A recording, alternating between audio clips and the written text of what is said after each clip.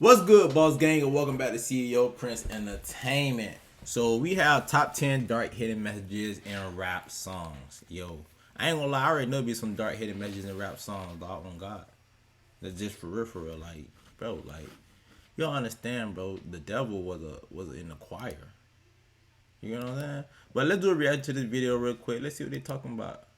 There's Big Sean and his possible connection to the Illuminati. Make sure y'all like, comment, subscribe, by the way. Overcome some of the greatest obstacles and some pretty candid looks at what drugs can do to a family. All of this on today's most amazing top 10 list. Starting off this list, in our number 10 spot, we have Blessings by Big Sean featuring Drake and Kanye West. At a first glance, this song is just a moment where all the rappers can take a step back and reflect on being grateful for everything they have and everything that they have achieved. But we really get the hidden dark message when we watch the music video for the song. In the video, there are a lot of Illuminati references and symbolism. Whether or not you think... Hey, do y'all believe in Illuminati? Let me know. Do y'all believe? I don't believe in Illuminati. Honestly, I don't believe in Illuminati, but I do believe there is a cult, but I don't think it's called Illuminati, though. This is their admission to being a part of the Illuminati is up to you, but let me show you the imagery that I'm talking about. The video starts off with Big Sean walking on clouds, and then he begins confessing to a priest who is played by himself. This is a reflection of one of the most prevalent principles of the Illuminati, that they are all gods. To push this even further, Drake flashes the 666 hand, which shows his approval of the Antichrist. We then see Big Sean on a staircase, which is a... Okay, see, this is what I'm talking, right? Bro, 666 is not the Antichrist. I don't know who told y'all 666 is the Antichrist. That's not the Antichrist. And you feel what I'm saying? You are a God. You feel what I'm saying? You're not the God, but you are a God. You feel what I'm saying? He said he made you in his image and his light. So meaning in his image and his light, that means you're a God. You feel what I'm saying? So I don't know. I guess that's what Illuminati means. But when you look at life from a different standpoint, you be like, okay, like I think the... And then... Alright, yeah, but you know what I'm saying? I ain't gonna lie, just what I believe, you know what I'm saying? Like, y'all can believe what y'all want to believe, but yeah. The Freemasonry's Jacob's Ladder, and his arms are also stretched out, which is to mimic Jesus on the cross. It is no shock to us as listeners that these guys are full of themselves, but it is kind of shocking to see just how much. Coming at number 9, we have Stand by Eminem. I mean, right off the bat, we know that Stand is a pretty controversial song. It's about a superfan who loses his mind and gives everything up to try and get closer to Eminem. This guy abuses his girlfriend, follows Eminem from show to show, and writes him letters non-stop to try and get his attention. What? The term stan has stemmed from this song. For those of you who don't know what that means, when you support something wholeheartedly. Now, even though there are the very obvious signs that this song is dark, with the Stan superfan dying at the end of the song, there is a part in the music video where Stan puts his pregnant girlfriend into the trunk of the car. Now, some people think that this is reference to Eminem's song Kim, where he raps about doing the same thing to his ex-girlfriend. People think that with multiple references from songs that this might have actually happened in real life, or it could just have been a dark fantasy. And guys, make sure that you like this video, it really helps us out. Coming in at number 8, we have Kings Never Die by Eminem.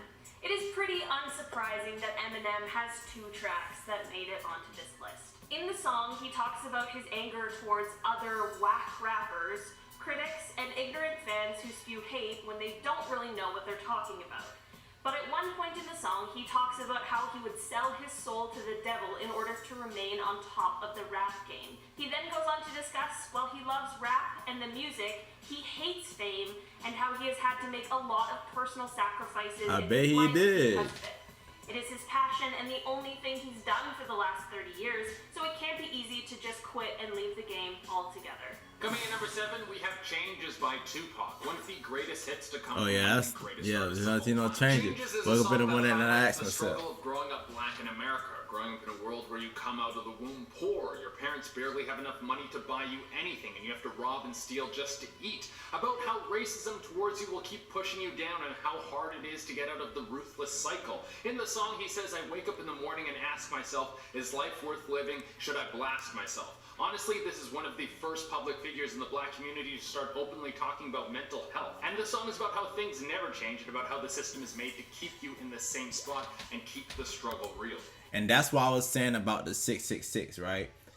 It's like they deemed melanated people the devil when they said 666 is the antichrist. You get what I'm saying? 666 is the makeup of melanated beings. The 6 neurons, 6 protons, and 6 something else. It's something. It's like part of our DNA. You feel what I'm saying? So they basically deemed us the devil, which is kind of like crazy. So to hear this, bro, is crazy because maybe these people are trying to tell us something. You never thought about that way? Like, it's dark because it's kind of true. I ain't gonna lie. Like, sometimes the truth is really, really dark. Like, it's really dark. But like he said, like, they trying to keep us, like, this world trying to keep us in this mindset of, I ain't gonna lie, like, it's a lot of shit going on in this world that we have no clue about. You feel what I'm saying? But I know there is a, like, this world and the government and whoever's over all the entertainment and everything, they want to keep us at a low vibration. They want to keep us not knowing. They want to keep us ignorant to everything that they got going on, and that's real deal. Now, I'm pretty sure Tupac trying to tell us that, but we ain't want to listen though. In our number 6 spot today, we've got Kill Jay-Z, which is surprisingly by Jay-Z. This is the first song on the album, 444. The song is mostly about the killing of his ego and a reflection on his past mistakes and how he handled them, but there are a few dark moments hidden in this song. One is right at the beginning when he talks about shooting his drug-addicted brother when he was only 12 years old for stealing his jewelry. Luckily, his brother was fine and didn't end up pressing charges, but it's really sad that he was in this situation to begin with. Jay-Z also talks about his father leaving his family at a young age and how that hurt him, and he had to build up a wall in order to protect himself from feeling that kind of hurt again. Oh, But shit. now, as an adult, he's had to work on tearing down those walls in order to be there and be vulnerable for his own children. He then goes on to talk about a moment from 1999. On December 2nd of that year, Jay was at a release party for Q-Tip's debut album, Amplified. Before the party, there was bootleg copies of Jay-Z's upcoming album floating all throughout the hip-hop world. At the party was Lance Un Rivera, who was a music producer, and it was rumored that he may have had something to do with the leak of Jay's new album. After a confrontation at the party quickly turned into a physical altercation, Jay-Z ended up stabbing Lance. He later turned himself in, and while he was facing a possible 15-year sentence, he ended up with only 3 years of probation. Coming at number 5, we've That's got crazy as hell. Swimming pools. Some people think that the song Swimming Pools could be about someone losing their mind. I always thought that it was just about getting lit and having a good time. But in the music video of the song, we see a bunch of bottles fall from the sky and shatter on the ground. Now, this wasn't the boys celebrating because they just smashed another 26er, but apparently this is supposed to represent someone's mind breaking. There's also a line where he says, now open up your mind and listen. This could be showcasing someone with schizophrenia being communicated with from someone inside their own mind. In our number 4 spot today, we have D-Rugs by Cameron. This song is about children whose parents choose a life of drugs over them. The song starts off with Cameron just speaking the intro, and he says, "Remember parents, kids don't ask to be born."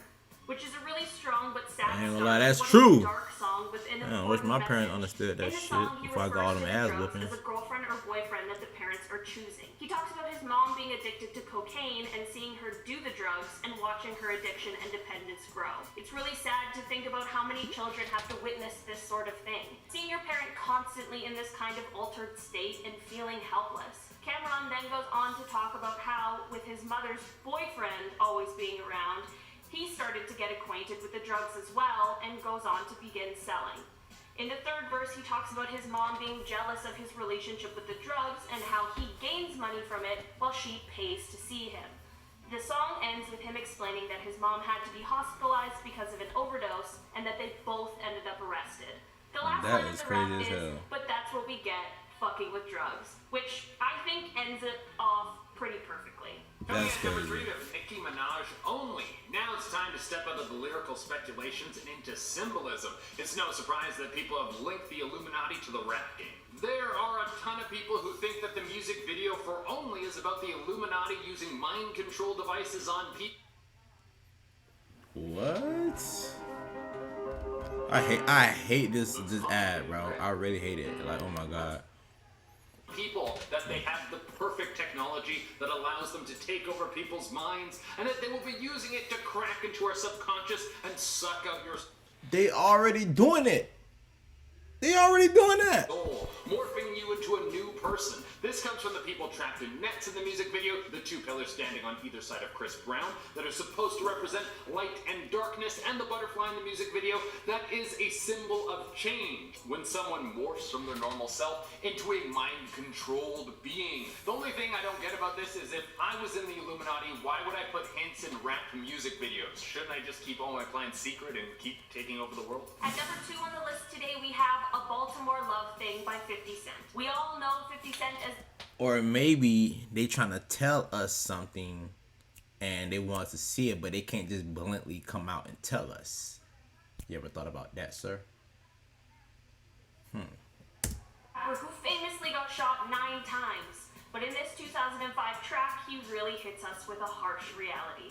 After a first listen, this song sounds like a love song, but it is really 50 rapping from the point of view of the world's most addictive drug, heroin. Heroin is very ingrained in the world of entertainment, but it is just as ingrained in the heroin capital of the United States, Baltimore, Maryland. One of the harshest lines in the song is, "If you give birth, I'll already be in love with your kids."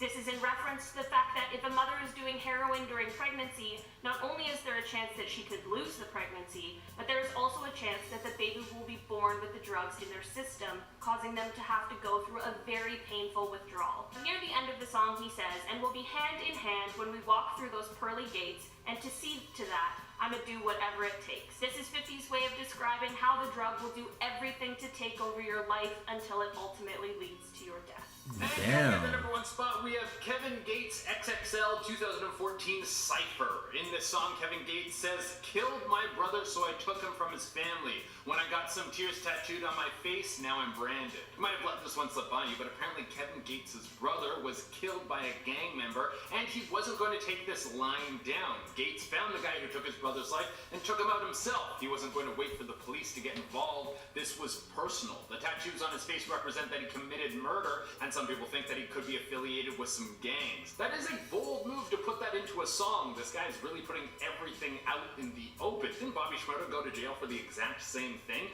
Maybe this is past the statute of limitations. I'm not really sure how the law works. I didn't know you could use rap lyrics to put someone in jail, but apparently that's something that can totally happen. Alright guys, that's all we have for you today. Thank you so much for tuning in. I've been your host, Trader Ray. Yo, so this is what I'm gonna say, right?